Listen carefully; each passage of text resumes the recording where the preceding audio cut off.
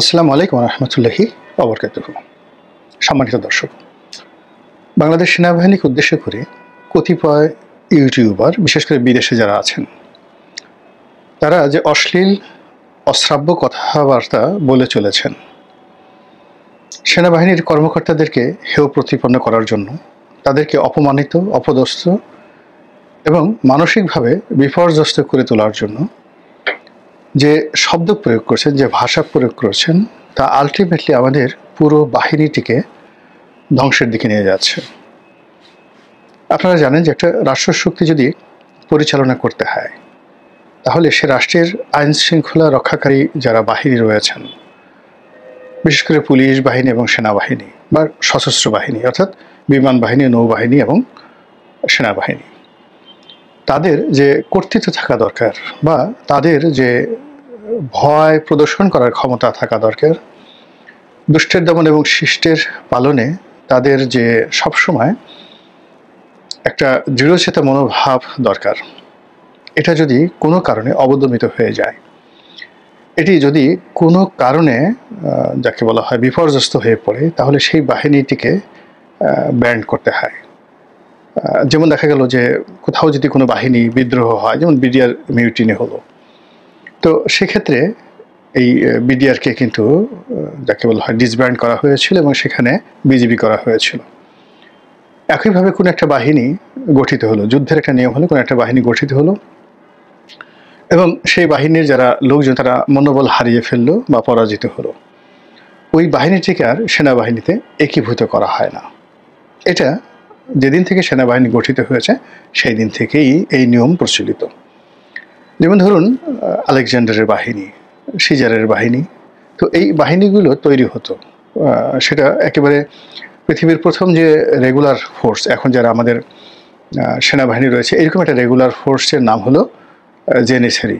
তুরস্কের অটোমান সম্রাটের এই প্রথম জেনিসারি বাহিনী তারা তৈরি করেছিল, সেনাবাহিনী ক্যান্টনমেন্টে যারা থাকতেন। আর এর আগে সারা দুনিয়াতে যেটা হলো রাজকীয় যেটা রয়্যাল ফোর্স, যাদেরকে মূলত রাজার বা সম্রাটের বডিগার্ড বা প্রাসাদের দ্বাররক্ষী হিসেবে তাদেরকে বিবেচনা করা হতো, কেবলমাত্র তারা রেগুলার ফোর্স হিসেবে বিবেচিত হতেন এবং তারা প্রাসাদে থাকতেন। এর বাইরে যে সৈন্যবাহিনী গঠিত হতো, সেই সৈন্যবাহিনী রেগুলার ফোর্স ছিল না। অর্থাৎ এটা যেটা করা হতো সেটা হলো তাদেরকে কোনো যুদ্ধ উপলক্ষে গঠন করা হতো এবং সেই যুদ্ধের সময় সেনাবাহিনী প্রধান নিয়োজিত হতো এবং সেটা প্রায় রাজপরিবারের পক্ষ থেকে বা রাজকীয় বাহিনী থেকে, যেটা প্রেসিডেন্টের গার্ড রেজিমেন্ট বা সম্রাটের গার্ড রেজিমেন্ট, তো সেখান থেকে কাউকে সেনাপ্রধান নিয়োগ করা হতো, তারপর সে যুদ্ধ পরিচালনা করা হতো। ভারতে মুঘলদের জমানাতে, এমনকি সিরাজউদ্দৌলার জমানাতে যেটা করা হতো, বড় বড় মসনবদার বলা হতো বা জমিদারি বলা হতো, সেই জমিদারি দিয়ে দেওয়া হতো কোনো রায় বাহাদুর, খান বাহাদুর, সুবেদার তাদেরকে, এবং সম্রাট অনুমতি দিতেন যে এই তোমাকে যে পরিমাণ জমি দিলাম এর বিনিময়ে তুমি 1000 ঘোড়ার সওয়ার রাখতে পারবে, 5000 পদাতিক রাখতে পারবে, এই তোমার কমান্ড, এবং এটা আমার যখন প্রয়োজন হবে সঙ্গে সঙ্গে তুমি সেটা সরবরাহ করবে। এবং এভাবেই দেখা গেল যে বড় বড় যুদ্ধগুলো মুঘলরা জয়লাভ করেছে এবং মুঘলদের অর্থাৎ আওরঙ্গজেবের সৈন্যবাহিনীতে অলমোস্ট 30 লাখ এরকম রেগুলার ফোর্স ছিলেন, যাদের মসনবদার। তো দিল্লিতে, আগ্রাতে, মানে তার যে রাজপুত্র বা তার নিজের যে বডিগার্ড, সব মিলিয়ে সাকুল্য হয়তো 50,000-এর মতো রেগুলার ফোর্স ছিল। আর বাকি 29.5 লাখ যে সৈন্য, এটা রাজ্যের বিভিন্ন জায়গাতে যারা সুবেদার ছিলেন, মসনবদার ছিলেন, তাদের অধীনে এই সৈন্যবাহিনী স্বাধীনভাবে তারা সেই রিক্রুটমেন্ট করতেন। যেমন শায়েস্তা খানের অধীনে বাংলার যে সুবেদারি ছিল, এখানের যে সৈন্যবাহিনী রিক্রুটমেন্ট থেকে শুরু করে সব কিছু তাদেরকে করতে হতো।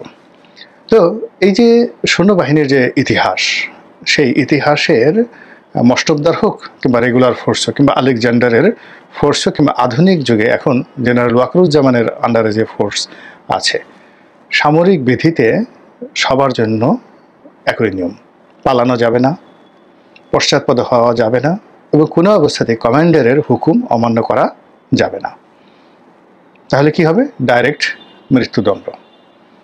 আর সেনাবাহিনীর এই কাজগুলো বা আইনশৃঙ্খলা রক্ষাকারী বাহিনীর এই কাজগুলো করতে গিয়ে তাদেরকে অবাধ স্বাধীনতা দেওয়া হয়েছে। যখন কোনো একটি রাজ্য জয় হতো, সেই রাজ্যের দাসদাসী মানে অধিবাসীদেরকে দাসদাসী বানানো, তাদের সহায় সম্পত্তি লুণ্ঠন করা এবং নির্বিচারে বিজয় লাভ করার পরে হত্যা করার অবাধ লাইসেন্স সব যুগে সব বাহিনীর ছিল, এখন পর্যন্ত আছে সেই জিনিসটি। তো এই যে একটা বাহিনীর তার যে কর্তৃত্ব, তার যে পোশাকের যে গৌরব, তার অস্ত্রের যে দাপট এবং তাণ্ডব, এটি যদি না থাকে তাহলে সেই বাহিনীর অস্তিত্ব থাকে না এবং কার্যত সেই বাহিনী একটা সময় অকার্যকর হয়ে পড়ে। তো আমাদের সেনাবাহিনী এখন কোন পর্যায়ে রয়েছে? গত একটি বছরে যে সেনাবাহিনীকে আমি দেখছি, এটি আমার জীবনে স্বাধীনতার পরে এই দৃশ্য আমি কখনো দেখিনি। এরা বেশিরভাগ ক্ষেত্রে অসহায় হয়ে পড়ছেন, অনেক ক্ষেত্রে তারা আকাশের দিকে ফ্যাল ফ্যাল করে তাকিয়ে থাকছেন এবং রাস্তায় যখন তারা ডিউটি পালন করেন প্রায় তাদের চোখে মুখে এক ধরনের অসহায়ত্ব ফুটে ওঠে। বিভিন্ন জায়গাতে যে সেনা ক্যাম্পগুলো রয়েছে আমি তাদেরকে দেখেছি, যে সেনাবাহিনী এরশাদ জামানাতে, জিয়াউর রহমানের জামানাতে, এমনকি শেখ হাসিনার জামানাতে তাদের দিকে যারা তাকাতে সাহস পেতেন না, কিংবা এই সেনাবাহিনীর কোনো কর্মকর্তা যদি কারো দিকে তাকাতেন তাহলে তার অন্তরাত্মা কেঁপে উঠত। কিন্তু গত এক বছরে সেই সেনাবাহিনীর মধ্যে যে অসহায়ত্ব চলে এসেছে, তাদের চোখে মুখে যে একটা উদাসীন ভাব চলে এসেছে, এই লক্ষণ ভালো নয়। তো সেই দিক থেকে যেটি হচ্ছে, আমরা মানে যারা এই সেনাবাহিনীকে তুচ্ছ তাচ্ছিল্য করছি তারা মূলত নিজেদের পায়ে কুড়াল মারছি দেশের আমজনরা। একটা ভিডিও ফুটেজে দেখলাম যে একজন সাধারণ জনগণ সেনাবাহিনীর এক কর্মকর্তার সাথে তর্ক বিতর্ক করছে। হয়তো সে রিক্সাওয়ালা বা একেবারে প্রান্তিক জনগোষ্ঠীর একজন প্রতিনিধি, কিন্তু ঝগড়া করতে করতে সে যে আচরণ করলো সেনাবাহিনীর সঙ্গে বা যে শব্দোচ্চারণ করলো, আমি এটা বলতে পারবো না, কিন্তু এটা ইউটিউবে কিন্তু ঘুরে বেড়াচ্ছে, ফেসবুকে ঘুরে বেড়াচ্ছে। এই জিনিসগুলো শুরু হয়েছে মূলত বিদেশি যারা ইউটিউবার রয়েছে তাদের অকথ্য অশ্রাব্য গালিগালাজের মাধ্যমে। এবং সেনাবাহিনীর যারা কর্তারা তারা কী কারণে কেন এই জিনিসগুলো সহ্য করছেন এবং সবর করছেন আমি এটা বুঝতে পারি না। তারা হয়তো সামরিক জ্ঞানে আমার সাথে অনেক অনেক বেশি, কিন্তু তাদের কারোর চাইতে সেনাবাহিনীর যে ঐতিহাসিক প্রেক্ষাপট, এটা হয়তো আমার পড়াশোনা বেশি থাকতে পারে। সেনাবাহিনী সবসময় খুব প্রতিশোধ পরায়ণ, এবং এটা 5 বছর পরে রাজনীতিবিদদের মতো নয়। সেনাবাহিনীর প্রতিশোধটা হবে একেবারে বুলেট আকারে, বন্দুকের গুলির মতো করে, বারুদের মতো করে। এবং সেটা যখন কোনো সেনাবাহিনী সেই প্রতিশোধ তার প্রতিপক্ষের উপর না নিতে পারবে, সেই সেনাবাহিনী কোনো অবস্থাতেই কার্যকর ভূমিকা পালন করতে পারবে না। এমনকি ভায়া মিডিয়া পুলিশকে দিয়ে বা অন্য কোনো বাহিনীর দিকে দিয়ে যদি তারা এই কাজ করে তাও পারবে না। 1971 সালে পাকিস্তান সেনাবাহিনীর পরাজয়ের যে মূল কারণ, তারা তাদের যে লক্ষ্য এবং উদ্দেশ্য, এটা তারা পুলিশকে দিয়ে করানোর চেষ্টা করেছে, রাজাকার আলবদর আর শামসদেরকে দিয়ে করানোর চেষ্টা করেছে, শান্তি কমিটির লোকদের দিয়ে করানোর চেষ্টা করেছে, এবং নিজেরা খুব অল্প জায়গাতে অপারেশনে তারা অংশগ্রহণ করেছে। ফলে যখন ভারতীয় বাহিনী ডিসেম্বর মাসের প্রথম সপ্তাহে বাংলাদেশে অবতরণ করলো, ওই দিনই কিন্তু তারা বলতে গেলে আত্মসমর্পণ করার মতো পর্যায়ে পৌঁছে গিয়েছিল। এর কারণ হলো গত 9টি মাসে তারা চুপ থেকেছিল, অত্যাচার করেছিল, অত্যাচার উপভোগ করেছিল, এবং সাহায্যকারী শক্তি যারা ছিল তাদেরকে তারা তাদের মানে কার্যক্রম পরিচালনা করার চেষ্টা করেছিল। কিন্তু যেভাবে তারা ভারত সীমান্তে যুদ্ধ করে বা যুদ্ধ করেছে ইতিপূর্বে, কিংবা 1965-এ তারা পশ্চিমা রণাঙ্গনে যে যুদ্ধ করেছে, সেটা কিন্তু ইস্টার্ন রিজনে তারা করেনি, ভারতীয়দের সাথে তারা করেনি। ফলে কি হলো, পাকিস্তান সেনাবাহিনীর মেরুদণ্ড মানে এই রিজনে যেভাবে ভারত ভেঙে দিয়েছে 1971 সনে, ওটা এখনো পর্যন্ত পাকিস্তান জোড়া লাগাতে পারেনি বা রিপেয়ার করতে পারেনি। তো আমাদের এই সময়টিতে সেনাবাহিনীর উপর বেশ কয়েকটি ঐতিহাসিক আঘাত এসেছে। প্রথম আঘাতটি এসছে রক্ষী বাহিনী গঠন করার মাধ্যমে। সেনাবাহিনীর মনোবল ভেঙে দেওয়া হয়েছে, এবং সেনাবাহিনী যে একটা গুরুত্বপূর্ণ বাহিনী, সেটাকে ধামাচাপা দিয়ে এর বাইরে যে একটা সুপার বাহিনী হতে পারে, ওটা বঙ্গবন্ধুর জামানাতে রক্ষী বাহিনী গঠন করে সেনাবাহিনীকে মূলত প্রথম একটা যাকে বলা হয় অবদমিত করা হয়েছে। দ্বিতীয়ত এই সেনাবাহিনীকে অবদমিত করা হয়েছে র্যাব গঠনের মাধ্যমে। র্যাব থেকে যারা এসেছে আবার যারা বাহিনীতে ফিরে গেছে তারা পুরো বাহিনীর যে হোমোজেনিয়াসটা সেটা তারা নষ্ট করেছে। 3 নম্বর হলো এই বাহিনীর যে কার্যকারিতা, এই বাহিনীর যে আবেগ, ইগো, এটা নষ্ট হয়েছে জাতিসংঘ শান্তিরক্ষা মিশনের দায়িত্ব পালনের মাধ্যমে। এবং সেখানে তারা কি কাজ করেছে, কতটুকু ফলবান হয়েছে, কতটুকু আর্থিকভাবে লাভবান হয়েছে, আমি ওইদিকে যাব না। আমি শুধু একটা জিনিস বলবো যে আমাদের দেশের বাহিনী অন্য কোনো দেশের কমান্ডে, অন্য কোনো কমান্ডারের অধীনে থেকে তারা ভাড়া খেটেছে, ভাড়াটিয়া সৈন্য। এটা এই সৈন্যবাহিনীর যে পিওরিটি, সৈন্যবাহিনীর যে সতীত্ব, এটি নষ্ট হয়েছে। তারপর সেনা কর্মকর্তাদেরকে প্রেষণে যে বিভিন্ন বাহিনীতে এনে নিয়োগ দেওয়া হয়েছে, অনেক সময় পুলিশে নিয়োগ দেওয়া হয়েছে, সিভিল সার্ভিসে এসে নিয়োগ দেওয়া হয়েছে, বিভিন্ন হাসপাতাল, সিটি কর্পোরেশন মানে বেসামরিক প্রশাসনে তাদেরকে নিয়োগ দেওয়া হয়েছে, এমনকি পররাষ্ট্র মন্ত্রণালয়ে তাদেরকে নিয়োগ দেওয়া হয়েছে। এটা ভীষণভাবে সেনাবাহিনীকে মারাত্মকভাবে ক্ষতিগ্রস্ত করেছে। আর সর্বশেষ 111-এর সময় তারা ঢাকা বিশ্ববিদ্যালয় যেভাবে অপদস্থ হয়েছে এবং যেভাবে তারা 111-এ পরাজিত হয়েছে, এটা এই সেনাবাহিনীকে মারাত্মক ক্ষতির দিকে ফেলে দিয়েছে। পরবর্তীতে আওয়ামী লীগ জমানাতে এবং বিএনপি জমানাতে, আমি এটা 2001 সন থেকে বলবো যে সেনাবাহিনীর মধ্যে পলিটিক্স ঢুকিয়ে দেওয়া হয়েছে। 2001 সনের আগে এরকমটা ছিল না। আমাদের লোককেই সেনাপ্রধান বানাতে হবে, আমাদের আত্মীয় স্বজনকে বানাতে হবে, তারপর সেনাবাহিনীর লোকদেরকে বাইরে ডেকে আনতে হবে, তাদের কাছ থেকে ছাড় শুনতে হবে। এরকম নানা কারণে আমাদের যে সেনাবাহিনী, সেই সেনাবাহিনীর যে ইমেজ এটা থাকেনি। আপনি যদি 1986-87 আরও পরে 83-84 সনের সেনাবাহিনীর প্যারেড দেখেন, বিজিবির প্যারেড দেখেন, একজন সেনা কর্মকর্তা দেখাতে পারবেন না যাদের ভুঁড়ি আছে। আবার বলছি, 80-র দশকে এরশাদ জমানাতে, ইনক্লুডিং হোসেন মোহাম্মদ এরশাদ, কাউকে দেখাতে পারবেন না যে সেনাবাহিনীর কোনো কর্মকর্তার ভুঁড়ি আছে। একদম এখন চায়নার সৈন্যদের, পাকিস্তানের সৈন্যদের যে ধরনের একটা যাকে বলা হয় পেটানো শরীর, ওইরকম একটা শরীর ছিল বাংলাদেশ সেনাবাহিনীর। কিন্তু এই সেনাবাহিনীতে ধীরে ধীরে নিয়ম হলো এয়ার কন্ডিশন করা গাড়িতে থাকবে, বাড়িতে থাকবে, মাজায় বেল্ট পরতে হবে না, ভুঁড়ি হলে কোনো শাস্তি পেতে হবে না। দ্বিতীয়ত হলো আকার, মানে ধীরে ধীরে সেনাবাহিনীতে যারা নিয়োগ লাভ করতে শুরু করলো তারা একেবারে লম্বা ছিল প্রথমে, 6 ফিট উচ্চতা, 5 ফিট 7 ইঞ্চি 8 ইঞ্চি, এগুলো নামতে নামতে এখন 5 ফুটই জেনারেল হয়ে গেছে।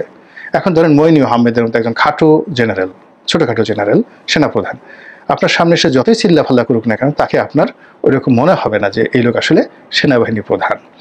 কিন্তু আপনি অতীতে যে সমস্ত সেনাপ্রধান ছিলেন, যারা দেখতে শুনতে লম্বা চওড়া বিশাল দেহী ছিলেন, তাদেরকে দেখলেই মনে হতো তারা একজন জেনারেল। তো এই জিনিসগুলো আস্তে আস্তে আস্তে আস্তে সেনাবাহিনীকে তার যে মর্যাদার যে জায়গা, সেই জায়গাটা থেকে ধীরে ধীরে তুচ্ছ তাচ্ছিল্য করে একেবারে সাধারণ পর্যায়ে নিয়ে আসছে। এবং সবশেষ যেটা হলো সেনাবাহিনীর যে ইঞ্জিনিয়ারিং কোর যেটা রয়েছে, সেই ইঞ্জিনিয়ারিং কোরের মাধ্যমে সেনাবাহিনীর যে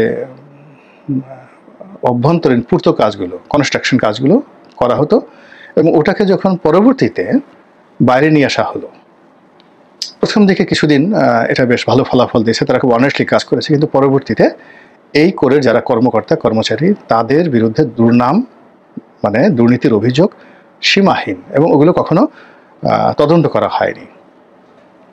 এরপরে যেটা আছে সেনাবাহিনীর যে ক্রয় পরিদপ্তর, তো যেখান থেকে সেনাবাহিনীর যে সকল কর্মকর্তারা ওখানে থেকে এই ক্রয় বিক্রয় করেন, তো তাদের দুর্নাম বদনাম সাম্প্রতিক সময় অনেক অনেক বেড়ে গেছে।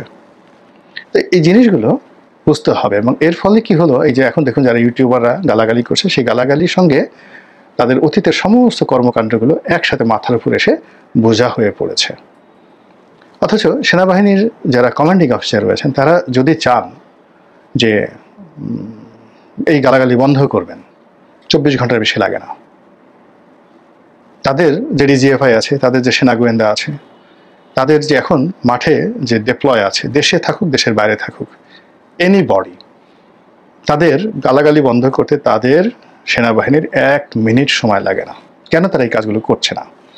এমনি হাজারো সমস্যার মধ্যে তারা ঘুরপাক খাচ্ছে, তার মধ্যে যদি আবার এরকম গালাগালি খাওয়ার পরে তাদের পরিণতি কি হতে পারে, আমি একটা ছোট্ট উদাহরণ দিই। আপনারা অনেক সময় দেখেছেন যে